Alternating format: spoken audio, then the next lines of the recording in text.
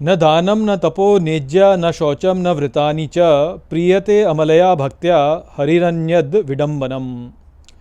नमस्कार मित्रों, ये जो श्लोक है ये प्रहलाद उपदेश का 64वां श्लोक है जिसे हम आज गहराई से समझेंगे। तो आइए सबसे पहले इसके अर्थ को समझते हैं। तो जो श्लोक है वो कहता है न दानम न तपो नेज्या, अर्थात न दान न तप न ही पूजा करने से, न शौचम न व्रतानि च, अर्थात न स्वच्छता से और न अन्य व्रतों से भी, प्रियते अमलया भक्त्या, अर्थात केवल अमल भक्ति से प्रीति करते हैं।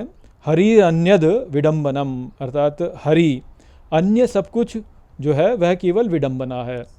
तो यहाँ पर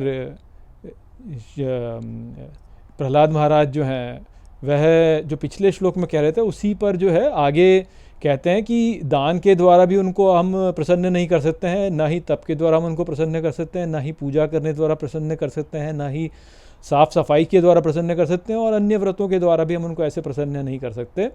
ये सब तो केवल विडंबना है, अर्थात ये सब तो दिखावा है। उनको जो है हम प्रसन्न कर सकते हैं केवल अमल प्रेम से, अर्थात जो ऐसा प्रेम है जिसमें कि कुछ भी अशुद्धि नहीं है, वह शुद्ध प्रेम है, उसमें और कुछ है ही नहीं, केवल प्रेम ही प्रेम है और कुछ नहीं है उसमें। केवल उससे ही जो है हम हरि को प्रसन्न कर सकते हैं, अन्य किसी के द्वारा भी हम प्रसन्न नहीं कर सकते। तो पिछले श्लोक में तो उन्होंने बता ही दिया था कि द्विजत्व से प्रसन्न नहीं कर सकते, देवत्व से प्रसन्न नहीं कर सकते, अब उनको ऋषित्व से प्रसन्न नहीं कर सकते, व्रत और बहुत ज्ञान से भी हम उनसे प्रसन्न नहीं कर सकते, यह पर्याप्त नहीं है।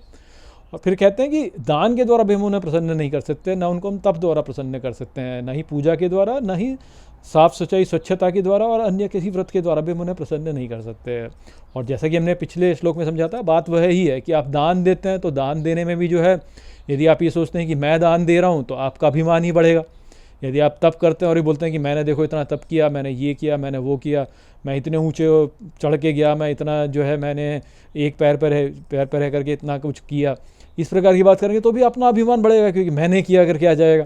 ये पूजा करते हैं तो उसमें भी यही कि मैं पूजा करता हूँ, देखो हर दिन सुबह शाम मैं पूजा करता हूँ, ये करता हूँ, वो करता हूँ, आरती करता हूँ, धूप देता हूँ, तो फिर वही अपना अभिमान बढ़ता है कि दूसरे तो नहीं करते, मैं करता हूँ, देखो तो मेरा अभिमान बढ़ेगा। शौच से भी वही होता है। अब आप देखिए ना कि कितना कुछ होता था कि जो निचली जाति वाले होते तो उनको छूना भी पसंद नहीं करते थे, तो वो भी शौच वाली बात होगी।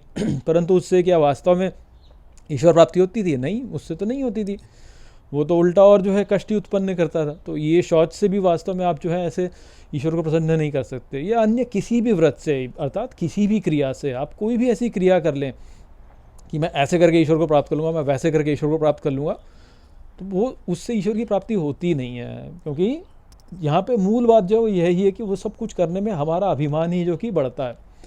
तो ये बोल रहे हैं यहाँ पे कि ये सब विडंबना ही है वास्तव में, ये कुछ इसमें कुछ है नहीं, कुछ सार बात नहीं है ये कि आप इस प्रकार से बोलो कि मैं ऐसे प्राप्त कर लूँगा या मैं वैसे प्राप्त कर लूँगा। और यहाँ पे आप इसको ऐसे भी समझ सकते हैं कि यदि ईश्वर जो है वह किसी क्रिया द्वारा प्राप्त हो सकता तो ईश्वर तो फिर क्रिया के नीचे आ जाता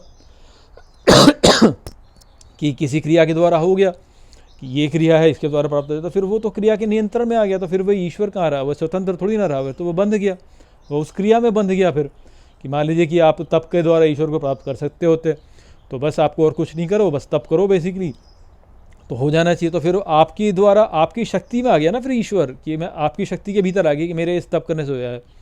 जैसे लोग कहते हैं कि 1 करोड़ नाम जप करोगे तो ईश्वर को प्रसन्न कर लोगे, तो फिर ईश्वर 1 करोड़ नाम जप के अंदर आ गया, वो तो उसके नीचे आ गया, उसमें समा गया वो।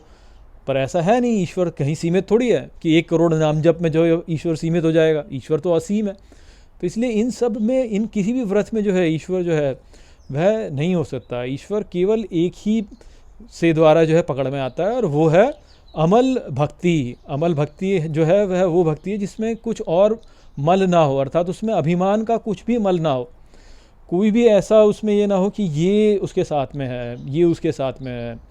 तो जैसे आप ये कहें कि मैं भक्ति भी करूँगा और साथ में ये भी करूँगा तो मैं ईश्वर को प्राप्त कर लूँगा, तो ऐसा नहीं है।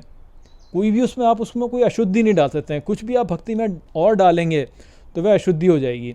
और भक्ति से यहाँ पे अर्थ क्या है कि आप संपूर्ण समर्पण कर दें, कि मैं अपना संपूर्ण समर्पण करता हूँ, परंतु उसमें कुछ और अपना नहीं जोड़ सकते हैं। आप ऐसा नहीं कर सकते हैं कि भक्ति भी करें पर साथ में जो है कुछ और भी उसके जोड़ दें। नहीं, संपूर्ण समर्पण है, अपनी शक्ति कहीं लगानी ही नहीं है। अपनी शक्ति का बीच में कुछ भी आप यदि डालते हैं तो उससे जो है आप उसको मलिन कर देते हैं कि मेरे करने से ऐसे, मेरे करने से होता है, या वैसे करने से मेरे से होता है। नहीं, संपूर्ण समर्पण अर्थात यदि आप भक्ति प्राप्त कर रहे हैं तो उसको भी आप ये कहेंगे कि ईश्वर अनुग्रह से प्राप्त हो रहा है। यदि मैं तप कर रहा हूँ तो ईश्वर अनुग्रह से तप कर रहा हूँ, मैं दान कर रहा हूँ तो ईश्वर अनुग्रह से दान कर रहा हूँ।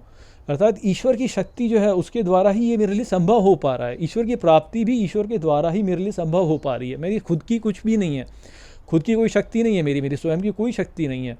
इस प्रकार से यदि व्यक्ति जो है स्वयं को पूर्णतः से समर्पित कर देता है ईश्वर में कि बस आप ही हो, मैं तो कुछ हूँ ही नहीं, मेरा तो कुछ अस्तित्व ही नहीं है, मैं तो कुछ हूँ ही नहीं, बस आप हो केवल।